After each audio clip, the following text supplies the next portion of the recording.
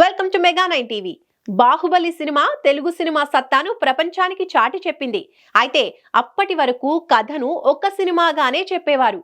ఎప్పుడైతే బాహుబలి కథను 2 పార్టులుగా చెప్పి విజయం సాధించారో ఇక అక్కడి నుంచి సీక్వెల్, ప్రీక్వెల్ అంటూ 2 పార్టులుగా చెప్పడం మొదలైంది. పాన్ ఇండియా సినిమాలే కాదు, తెలుగుకే పరిమితమయ్యే సినిమాలను కూడా 2 పార్టులుగా తెరకెక్కించడం విశేషం. అయితే బాలయ్య ప్రీక్వెల్ అంటూ ఉంటే వెంకీ ఇప్పుడు సీక్వెల్ అంటున్నారు. ఇంతకీ వీరిద్దరూ ఏ సినిమాలకి ప్రీక్వెల్, సీక్వెల్ చేయనున్నారు?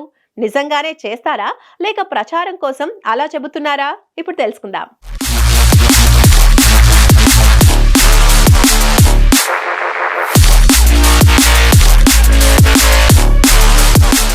బాలయ్య నటించిన లేటెస్ట్ మూవీ డాకు మహారాజ్.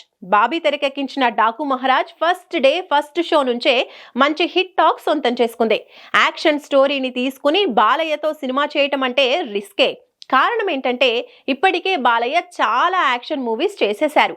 అయినప్పటికీ డైరెక్టర్ బాబీ కొత్త బ్యాక్ డ్రాప్ తో ఈ కథను కొత్తగా చెప్పడంతో జనాలకు, ముఖ్యంగా మాస్ ఆడియన్స్ కు, బాలయ్య ఫ్యాన్స్ కు డాకు మహారాజ్ బాగా నచ్చేసింది. ఇక అసలు విషయానికి వస్తే ఈ మూవీ సక్సెస్ మీట్ ఏర్పాటు చేసిన నిర్మాత నాగవంశీ డాకు మహారాజ్ కు ప్రీక్వెల్ తీయనున్నట్టు అనౌన్స్ చేశారు. ఇక వెంకీ విషయానికి వస్తే సంక్రాంతికి వస్తున్నామంటూ థియేటర్స్ లో సందడి చేస్తున్నారు.